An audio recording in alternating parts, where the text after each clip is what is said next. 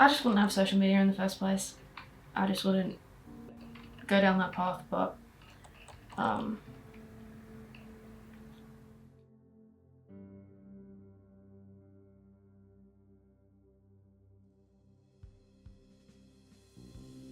think it was up there. I think 6 or 7 hours probably.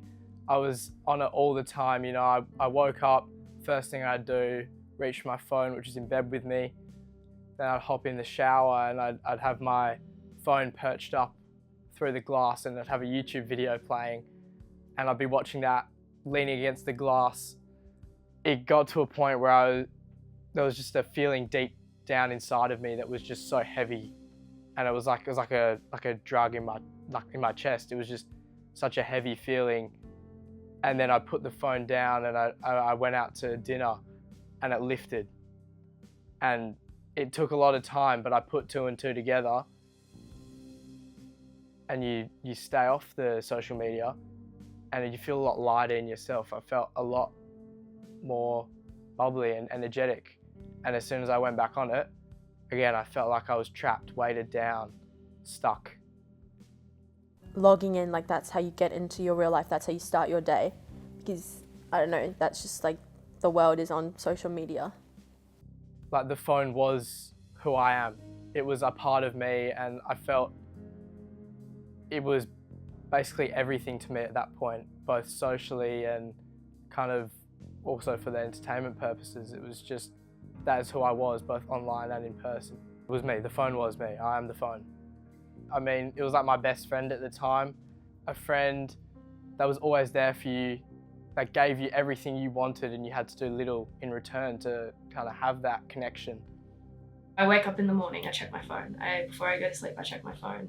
I even want to check my phone right now. I don't know, it feels like you're doing something. It feels like you're completing something. I've watched that video, next one.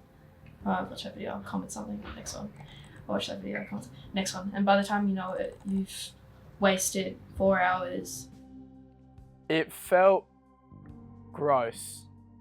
Like, you knew you were doing the wrong thing, but you still did it. And you couldn't really choose to not do it. You know, you had to stay on your phone, you had to be connected to it, and you knew it was wrong, but like, yeah, it was a dirty way to spend time. It was just, it felt really gross. Well, it's kind of is like an oxygen tube, because the more you take it, the more you want it, and if you don't have it, it feels dead. You feel kind of not alive.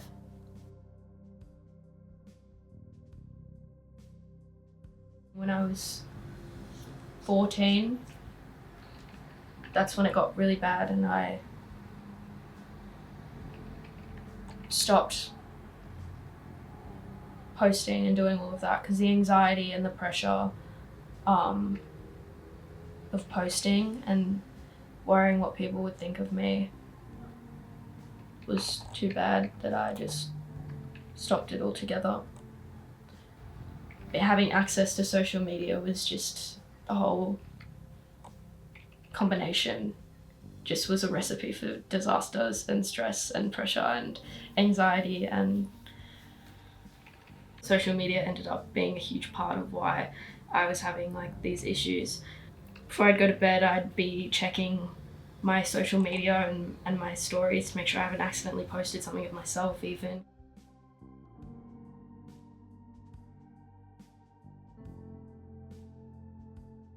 When you constantly get fed, I don't know, the image of perfectness and like everything perfectness, it's makes you just feel like that is the normal standard and that's just the average.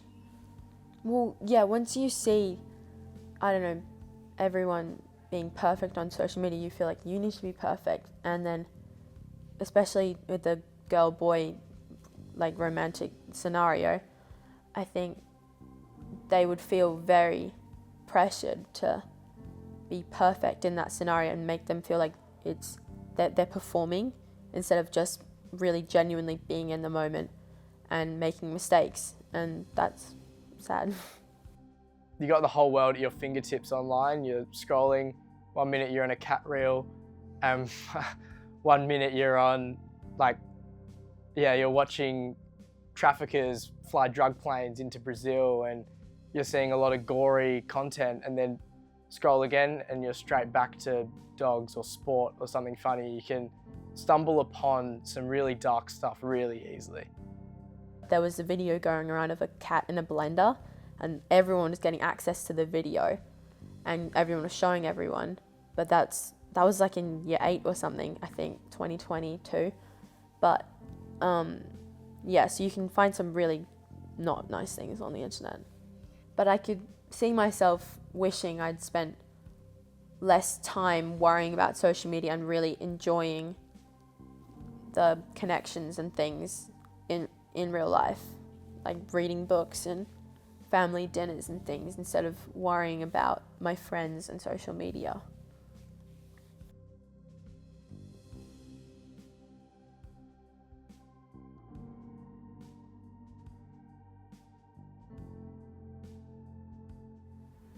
I just wouldn't have social media in the first place.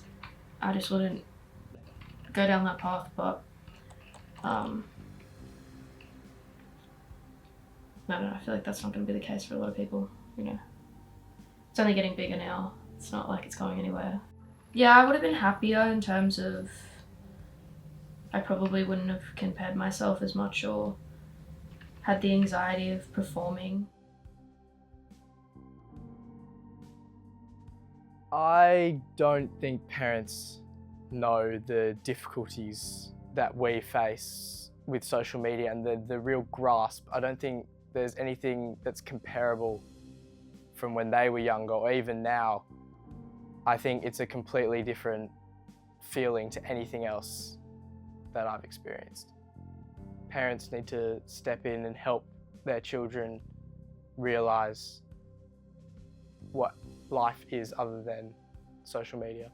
They won't want you to take their phone, and they won't want parents to manage it, but from a bit of an older perspective, I wished my parents had taken my phone a bit more.